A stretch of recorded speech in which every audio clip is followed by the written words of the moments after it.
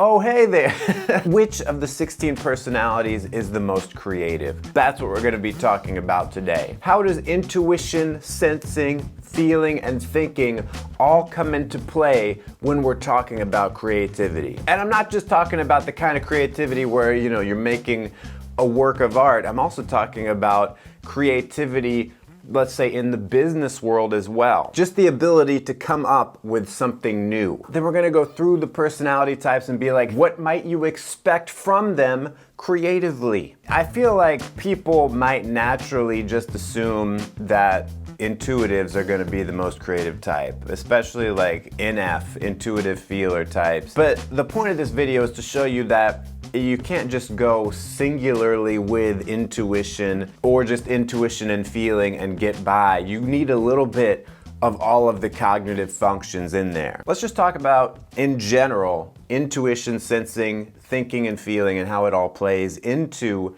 creativity. We'll start with intuition because I think that seems like the most obvious. What I think about with intuition and creativity is that innovation, with being like, what if, thinking a bit outside of the box, showing existing things in a new light. And you'll get a lot of symbolism and metaphor as well coming from intuition. It's really difficult to be creative without using your intuition. But you can't stop there. You need the other side of that coin, which is the sensing. Sensing is really like the implementation of the creative idea. The sensing is actually where the creative act happens. Yeah, you can have a great idea for a painting, but when you are taking paint and applying it to a canvas, that is sensing. It is something happening in reality. Sensing is also where the sense of aesthetics comes from.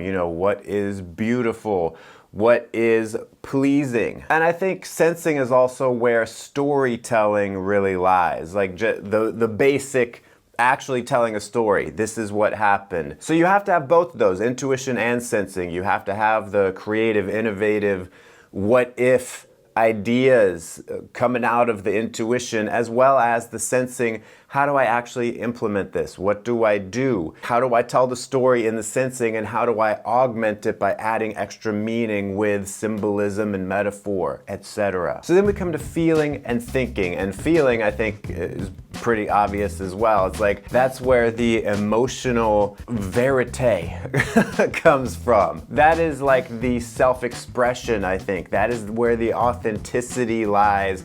That is where you have emotional impact. And like the arts are really just going for the feelings. Arts are trying to bypass the brain and go straight to feelings. But you know what? Thinking also matters when it comes to creativity, especially if we go away from talking about creativity in the arts and look more at creativity when it comes to things like business. Because thinking will concern itself with strategy, with practicality, with utility. But what's interesting with thinking and how it plays into the arts is I think that's where criticism lies. And I think if you are going to be a creative person who is successful in the arts, you need to be critical. You need to be able to lay down the reasons, the thinking reasons why something is good or bad. And then thinking is also concerned with the truth. Is this expressing a truth? Not an emotional truth, but just like this is a truth about life. So I hope by painting that picture, you can see that you can't just ride high on one of those things. You need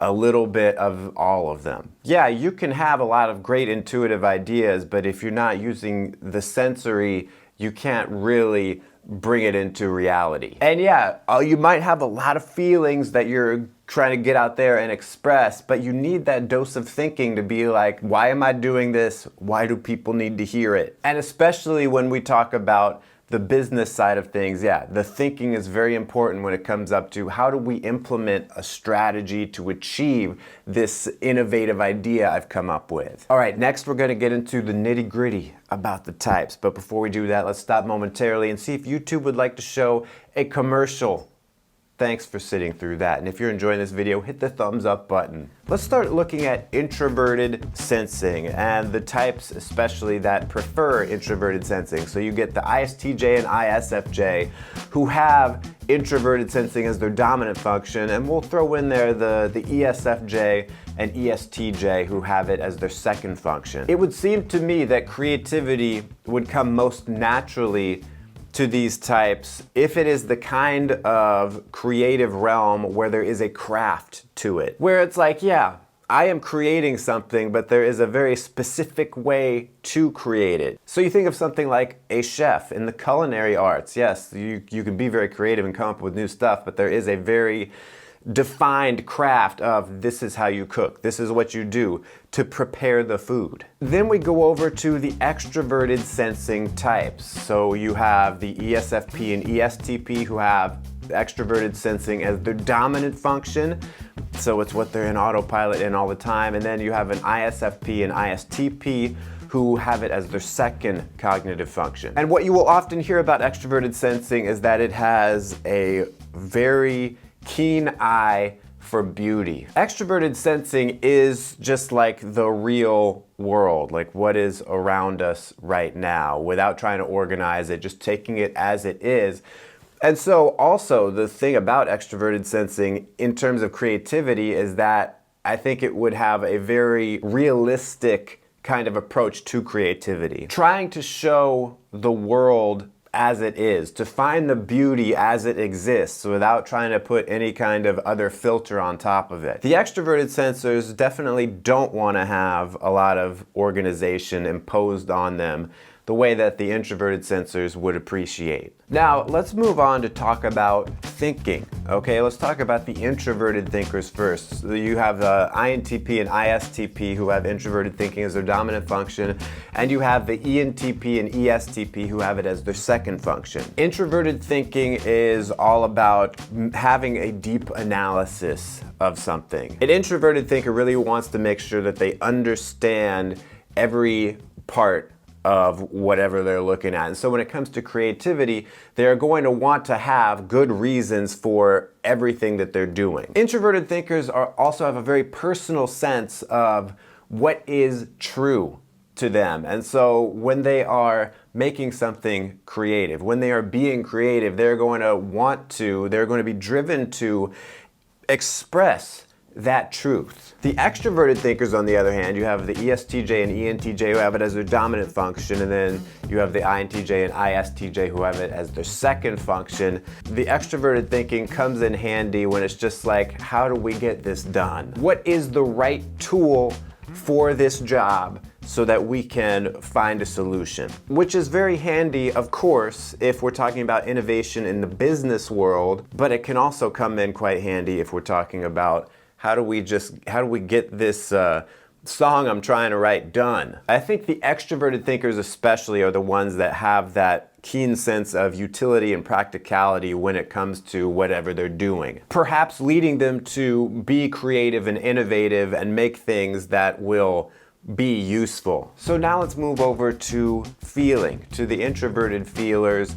The INFP and ISFP who have introverted feeling as their dominant function, and then ESFP and ENFP who have it as their second function. Now, like I said with the TI types, the introverted thinkers, where they have their own personal truth that they want to express, it's similar for the FI types. They have an emotional truth. They have what they feel and they want to get it across. And a lot of times, if we're talking about the arts, yeah, it can be like, I feel happy, I love this person, I want to get that across. But I think a lot of time with the FI types, it's like, I have pain that I need to get out, I need to express it. And you know what's interesting with the FI types is it's all about their standards. Like if they are making whatever it is, it's like, I am holding this to my high standard, and I don't care what other people think, like if other people like this or not or whatever, I'm just worried about, do I like it? Now it's interesting here, FI is on the other side of the axis with TE, the extroverted thinkers we just talked about. So they have FI as well. And I think a lot of times you see the FI driving the TE types because that they are trying to also get across an emotional core, and especially you see it with like, these are my standards, this is how I value things, and I'm gonna hold myself to that standard, not so much caring about what other people are feeling. And you know, the FI types just feel stuff so deeply. They are deep feelers, and I think that's why they are like stereotypically the artists, the poets, because they're able to go into that deep well of feeling and just pull out so much stuff to give to the rest of us so that we can feel their pain, but also their joy. Okay, next let's talk about the extroverted feeling type. So you have the ESFJ and ENFJ who have it as their dominant function, and then INFJ and ISFJ who have it as their second function. Extroverted feeling is not like introverted feeling in the sense of I'm holding myself to my standard and that's it. No, extroverted feeling,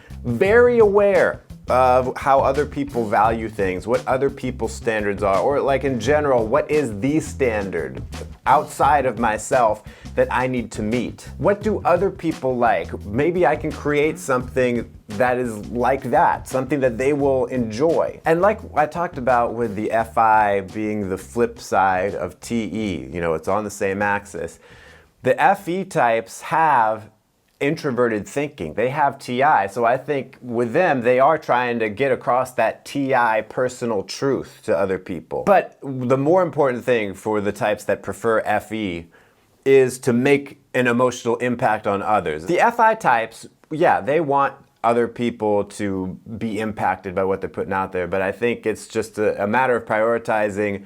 The FIs are prioritizing, this is my self-expression of how I feel, and the FEs are prioritizing, I want you to feel something. Okay, now we go on to the intuition, to introverted intuition. Let's start there. So of course the dominant introverted intuitives are INFJ, INTJ, and the ones that have a second are ENTJ and ENFJ. Introverted intuition, because it's introverted, that means it's like personal. So the intuition is coming up with this abstract meaning for things that is going to try to express in the arts or whatever, but it might not make sense to other people. I think introverted intuition is trying to reduce things, to make things simpler, and to have maybe just a singular meaning. Like if you're gonna write a book as an introverted intuitive, maybe there's just like one theme, one kind of meaning that you are putting this whole story through. Maybe the symbols and the metaphors